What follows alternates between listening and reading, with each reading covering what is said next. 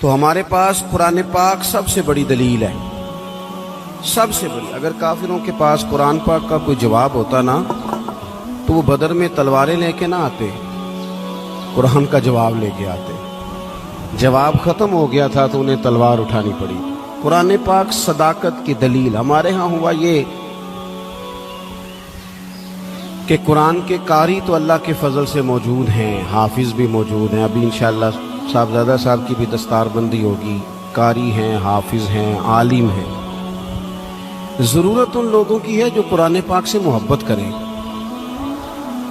جو کسی قاری صاحب سے آ کے کہیں میرا دل کرتا ہے آج آپ مجھے سورہ ملک کی تلاوت سنائیں، میرا دل کرتا ہے سورہ رحمان پڑھ کے سنائیں۔ بڑی اچھی بات ہے، محفلوں میں رکے آتے ہیں، بڑی اچھی بات ہے، سونی بات ہے، لوگ فرمائش کرتے ہیں فلانی نعت پڑھو، لیکن چلو کوئی ایک رکا آ جائے کہ جناب سورہ یاسین پڑھو، کبھی آ جائے، دل کرتا ہے کبھی آ جائے۔ آیا نہیں ویسے ابھی تک، کبھی آیا نہیں۔ آنا چاہیے کہ نہیں آنا چاہیے؟ اچھا ایک اور مسئلہ ہے، نقیب، خطیب، نعت خاں، میری طرح جو بندہ بھی اسٹیج پہ آئے گا وہ آ کے کہے گا سارا قرآن حضور کی تعریف ہے، یہی کہتے ہیں سارے تے سناندے شعر نے۔ بھئی سارا قرآن بقول تیرے حضور کی تعریف ہے تو پڑھنا چاہ رہا ہے، پھر وہ آئے تو ایک بھی نہیں سنا رہا سارا قرآن۔ بلکہ اب تو اللہ خیر کرے، میں تو اسٹیج پہ پریشان ہو جاتا ہوں جب نقیب محفل کو دوڑ دھوپ کرتا ہے نا بہت زیادہ، بھاگ کے ادھر چلے گئے، بھاگ کے ادھر چلے گئے، مائک نکال لیا، کہتے پرا ہو جو میں جملہ دین لگا۔ تو کئی دفعہ پوچھنے کو دل کرتا ہے تو جملہ دین لگا کہ بم جلان لگا، بات کر جو کرنی ہے، اور یہ جو بات تو نے اتنا زور لگا کے کی وہ بڑے آرام سے بھی ہو سکتی تھی۔ تو یہ مزاج نہیں سنجیدہ لوگوں کا، سنجیدگی فکر حسن ہوتا ہے زندگی کا۔ میری بات کی سمجھ آ رہی ہے؟ اور یہ اسٹیج والوں کی غلطی نہیں ہوتی، ہم جو سننے سنانے والے ہیں نا، میری ہمیشہ یہ رائے رہی ہے کہ نعت پڑھنا بھی بڑا کمال ہے لیکن اصل تو سننا کمال ہے، اس لیے کہ نعت صحابہ پڑھتے تھے اور مدینے والے محبوب سنا کرتے تھے۔ تو جب سماعتیں زیادہ مؤثر ہوں گی، مہذب ہوں گی، تو انشاءاللہ سننے والے بھی اسی ترتیب سے چیزوں کو مرتب کریں گے۔ عام طام پر سر مطلب قرآن پاک ہمارے پاس دلیل، اور قرآن پاک میں سچ مچ ہر چیز کا حل موجود ہے، لیکن اس کے لیے جو قرآن پاک سے پیار کرے، قرآن پاک سے محبت کرے۔ آپ یقین کریں کہ اب تو کئی دفعہ نا مشکل محسوس ہوتا ہے کہ کس طرح کر کے اللہ رسول کی بارگاہ میں جائیں گے۔ پیروں کے آستانے، محفلیں، جلسے، فلاں چیز، ہر شے زیادہ، تلاوت تھوڑی۔ یعنی محفل نعت میں ایک بندہ صرف قرآن پاک پڑھنے والا قاری، وہ بھی شروع میں لگا دو، اور 11 بندے نعت پڑھنے والے۔ بھئی آپ ضرور نعت پڑھیں، پر قرآن تو اصل ہے، قرآن تو کمال ہے، قرآن تو اعزاز ہے، اور قرآن ہی تو وہ چیز ہے جسے پڑھ پڑھ کے مدینے والے محبوب نے لوگوں کے دلوں کا زنگ دور کیا ہے۔ آپ بغیر قرآن کے کیسے انقلاب برپا کریں گے؟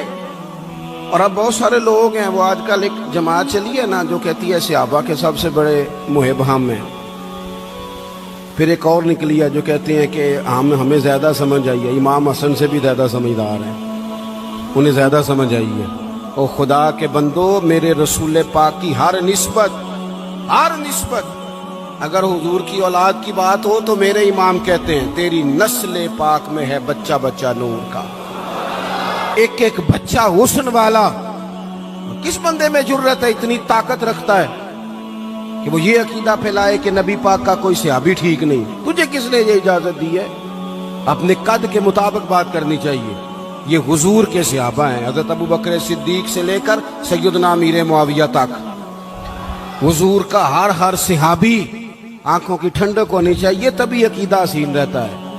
یہ جو کمزوریاں دکھائی جا رہی ہیں یہ صرف کتاب و سنت سے، یعنی لوگ شعروں کے زور پر عقیدے تگڑے کرنا چاہتے ہیں۔ شعر ہم سے زیادہ کون پڑھے گا؟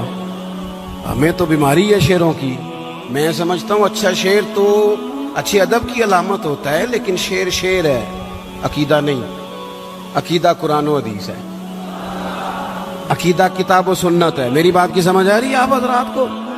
آپ شعر پڑھ کے عقیدے کوئی مضبوط کریں گے؟ شعر وہ جو عقیدے کی تائید میں ہو، عقیدے کی اعلیٰ حضرت نے درجنوں آیات لکھی، حدیثیں لکھی، اور اس کے بعد شعر لکھا کہ تو زندہ ہے واللہ، تو زندہ ہے واللہ۔ تو یہ تائید میں ہے۔ بہرحال اس طرف جانا نہیں چاہتا، تو اصل ہمارے پاس قرآن پاک، اور قرآن کہتا ہے ذالک الکتاب لا ریب فیہ، تمہیں وہ شانوں والی کتاب دی ہے جس میں شک کی گنجائش ہی کوئی نہیں، کوئی شک ہی نہیں، بے عیب لا ریب۔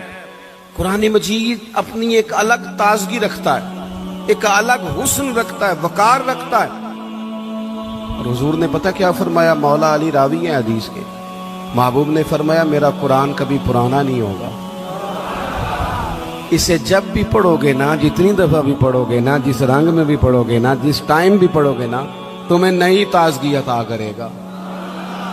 اللہ نے توفیق دی ہے، کئی دفعہ گزرے ہیں، قرآن مجید کے ترجمے اور تفسیر کو دیکھا ہے، لیکن آج بھی جب دوبارہ پڑھتے ہیں نا کسی تفسیر کو، تو ایک ہی آیت نئے نئے معنی دینا شروع کر دیتی ہے، نئے نئے مفاہیم، نیا نیا حسن، نئی نئی جاذبیت۔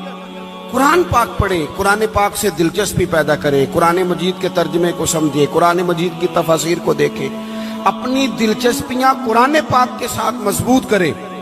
صحابہ کیا کرتے تھے؟ حضرت سیدنا ابو موسیٰ اشعری رضی اللہ تعالیٰ عنہ قرآن مجید بڑا سونا پڑھتے تھے، ہر بندہ ہر کام نہیں نہ کر سکتا۔ حضرت عمر فاروق، علم کا یہ حال ہے کہ حضور فرماتے ہیں میں نے خواب دیکھی ہے، خواب میں دودھ پی رہا تھا اور اتنا دودھ میں نے پیا کہ میرے ناخنوں میں بھی سفیدی آ گئی۔ فرمایا پھر جو بچ گیا میں نے خواب میں عمر کو دے دیا۔ یا رسول اللہ اس کا معنی کیا ہے؟ فرمایا اس کا معنی علم ہے۔ اللہ تعالیٰ نے حضرت عمر کو حضور کے علم کی خیرات عطا کی، اتنے بڑے عالم، لیکن حضرت عمر بڑے کھلے دل سے کہتے تھے بھئی قرآن ابی بن کعب سونا پڑھتے ہیں، لہذا تراویاں یہی پڑھائیں گے۔ وہ تراوی کی امامت کرتے تھے۔ ہر بندے میں ہر خوبی نہیں ہوتی، اور کسی کی خوبی کو تسلیم کرنا یہ بہت بڑے انصاف کی بات ہے۔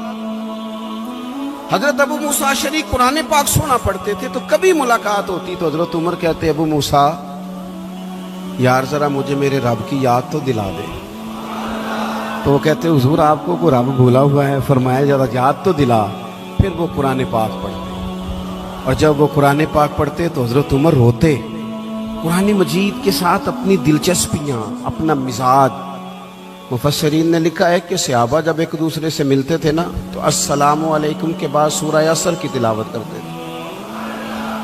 وہ کہتے تھے کہ اس کے اندر اللہ تبارک و تعالیٰ نے دین اسلام کی چیزوں کو، بنیاد اور اساس کو جمع کر دیا، اپنا ذوق قرآن پاک کے ساتھ۔ دیکھیں یورپ میں تھوڑے دن پہلے میں ایک آرٹیکل دیکھ رہا تھا، اب لڑکے اور لڑکی کو شادی سے پہلے باقاعدہ کورسز کرائے جاتے ہیں، موٹیویشنل اسپیکر کے پاس لے جایا جاتا ہے، کیونکہ وہاں مزاج ہے اکیلے رہنے کا، تنہا رہنے کا، تو شادیاں زیادہ چلتی نہیں، کسی کو برداشت ہی نہیں کرتے۔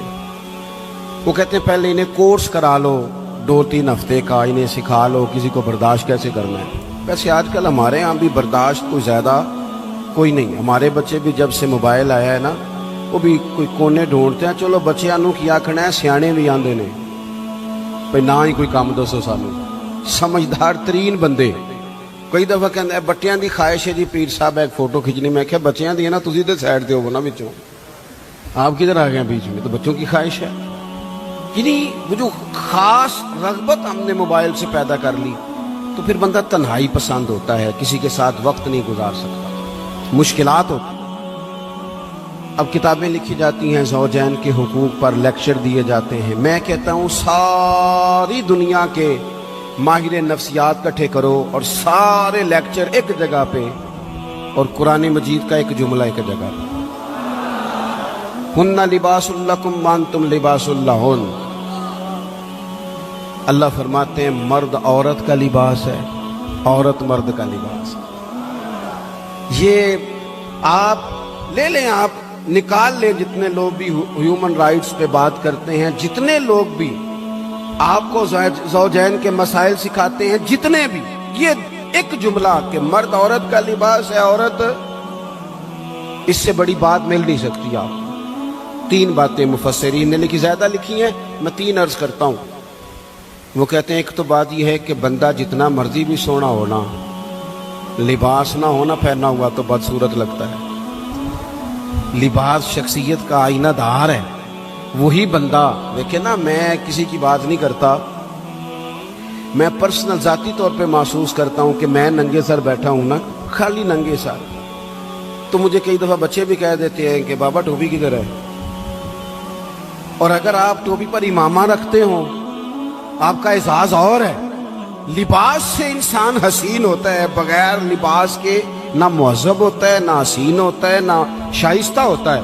اللہ نے کہا کہ تنہا تنہا زندگی کیسے گزارو گے؟ مرد عورت کا لباس ہے، عورت مرد کا لباس ہے۔ یہ ازدواجی زندگی تمہیں سجائے گی، تمہارے ہاں اولاد ہوگی، تمہارے رشتے بڑھیں گے، سسرال کے میکے کے رشتوں میں وسعت آئے۔ پھر دوسری بات مفسرین نے لکھی، مرد عورت کا لباس ہے۔ عورت آپ کو سردیوں میں بھی لباس کی ضرورت ہوتی ہے اور گرمیوں میں بھی لباس کی ضرورت ہوتی ہے۔ یعنی اگر آپ شدید گرمی میں بھی باہر نکلیں گے تو کوئی آپ سے کہے گا او کپڑا رکھ لے بھائی سر تے۔ اس کا مطلب ہے لباس گرمی سے بھی بچاتا ہے اور سردی میں تو پھر ضرورت ہے ہی۔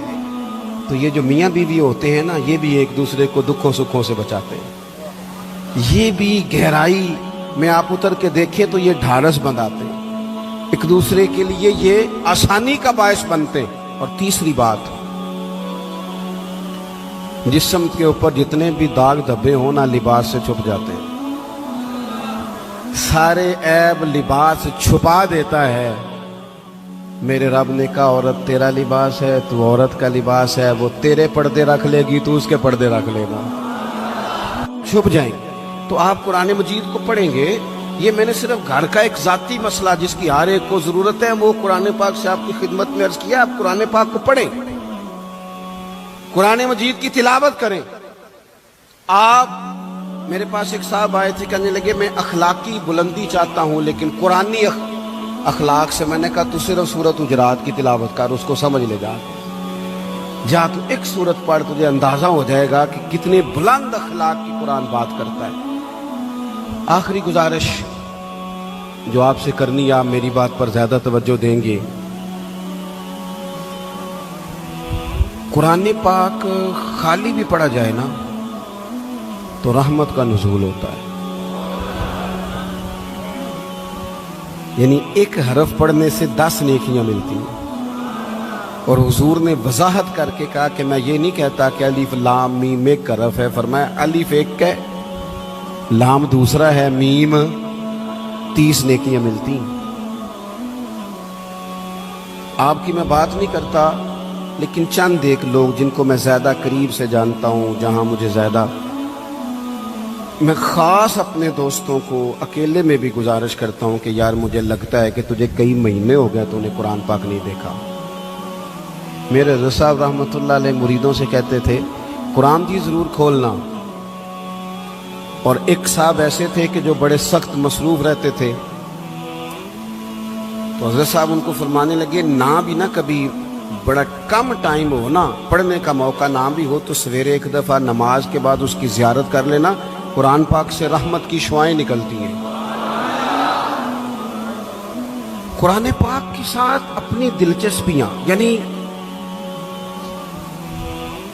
سویرے سویرے نا میری والدہ، آپ کو پتہ ہے دیہاتوں میں سب نے بھینسیں رکھی ہوتی تھی، تو اماں جی یعنی وہ سویرے اٹھ کے دودھ رڑک کے اور پھر وہ جب مصلی بچھاتی تھی، تب میں سمجھتا تھا کہ یہ تکلفات ہیں، کیونکہ جب بندہ پڑھ دیتا ہے نا پھر اسے گنجائشوں کا بھی پتہ چل جاتا ہے۔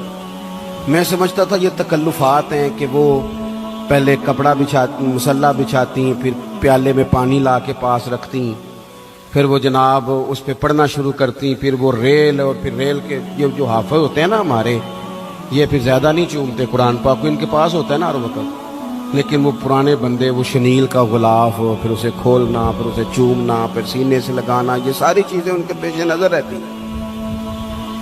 اماں جی نا وہ نماز پڑھ کے قرآن پاک کے کوئی 2-1 رکوع پڑھ کے پھر آواز دیتی، وہ تسی اجے بھی ستے ہو، میں دودھ بھی رڑک لیا، نماز بھی پڑھ لی، سبق بھی پڑھ لیا، اٹھ جاؤ نا اب تو ٹائم تھوڑا رہ گیا نماز کا۔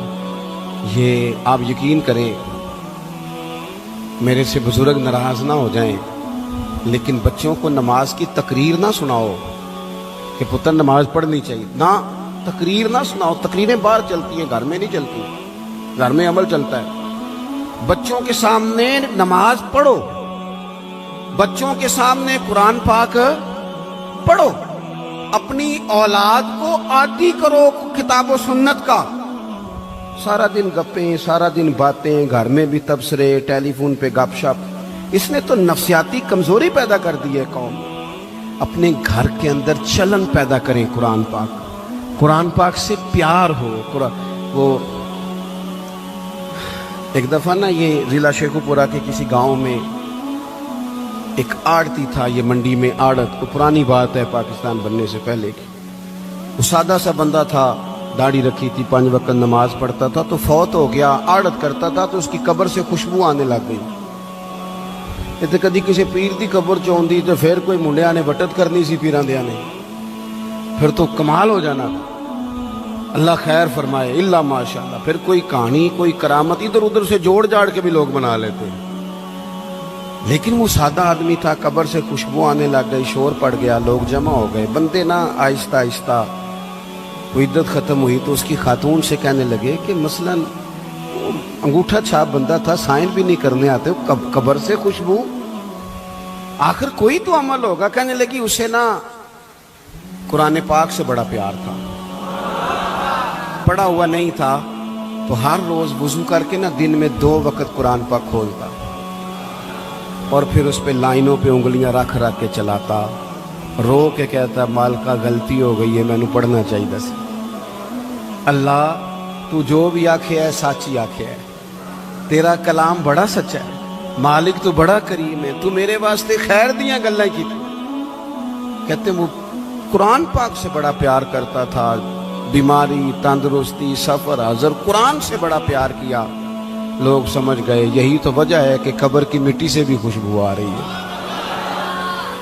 اچھا، میں بعض جگہوں پہ مجھے زندگی میں ایسے بھی تجربات ہوئے کہ یار یہ اللہ کی کتاب ہے۔ میں جہاز میں بیٹھا تھا تو موبائل پہ میں نے قرآن شریف کھول لیا، میں نے کہا چلو اتنی دیر کی فلائٹ ہے کچھ پڑھتے ہیں۔ تو ایک میرے دل میں بدگمانی آئی، کبھی کبھی پگڑی دالی والا بندہ میری طرح اللہ معاف کرے سمجھ لیتا ہے نا نیک بھی میں ہی ہوں، یہ بھی کبھی کبھی بدگمانی آ جاتی ہے۔ تو میں وہ تلاوت کر رہا تھا تو میرے دل میں خیال آیا یار دیکھو سارے لوگ کانوں میں ٹوٹیاں لگائی ہیں، گپیں لگا رہے ہیں، قرآن پاک پڑھ لینا چاہیے تھا۔ تو ایک نوجوان، اس نے نا بال پیچھے یہاں ربڑ ڈالی ہوئی عورتوں کی طرح، پینٹ شرٹ بڑی ڈاڑھی اور بڑا جدید فیشن کا اس کا سٹائل۔ تو میرے ساتھ جو سیٹیں تھیں ان پہ وہ بیٹھ گیا اور پھر اس نے فائلوں کے اندر سے سورۃ یاسین نکال دی، اور جب اس کو میں نے تلاوت کرتے دیکھا نا تو میں نے دل میں معافی بھی مانگی اللہ سے، اور میرے دل میں یہ بھی خیال آیا کہ یہ اللہ کا قرآن ہے، مولوی وہ قاری صاحب، حافظ صاحب، وہ فلان صاحب، اپنے جیسے لوگوں سے، نیک لوگوں کی بات نہیں کر رہا۔ وہ تو نہ پڑھے تو کیا سمجھتا ہے، کوئی پڑھتا ہی نہیں، یہ تو اللہ کا قرآن ہے، یہ پڑھا جاتا تھا، پڑھا جاتا ہے اور قیامت کے بعد بھی پڑھا جاتا رہے گا۔ پتہ نہیں اللہ نے، یعنی اگر میں اور آپ نہیں پڑھیں گے تو یہ محتاج نہیں، کس سے رب پڑھوا رہا ہے، کون کون پڑھ رہا ہے، کس طرح لوگ پڑھ رہے ہیں۔ تو قرآن پاک سے محبت کریں۔ آج زور کے بعد پڑھ لیں گے کو 2 4 آیتیں۔ چلو میں کدوں آکھے ہاتھ کھڑے کرو، یہ قسم چکو تسی نیت بھی نہیں پہ کر دے، تھوڑا سا پڑھ لیں گے انشاءاللہ تعالی۔ اچھا 2 3 دن میرے کہنے پہ پڑھیں آپ، 2 3 دن صرف، لمبا نہیں۔ میرا یہ